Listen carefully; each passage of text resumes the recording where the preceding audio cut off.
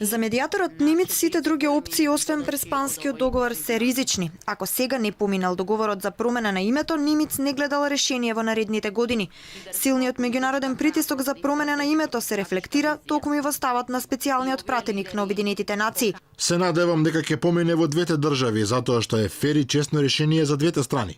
Но ако не помине, не гледам решение во скоро време. Поминаа 25 години, може да поминат уште 25. И многу луѓе ќе го загубат интересот ако ова не помине сега во вашата држава.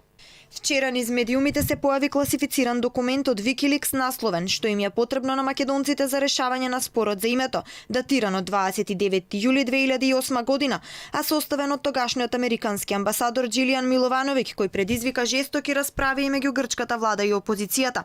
Одговарајќи на нападите од Нова демократија, според кој Груевски во 2008 година се задоволил со името Северна Македонија, Коцијас пресече. Груевски во неколку наврати го отфрлил предлогот Северна Македонија кој што владата на Нова демократија го предлагала.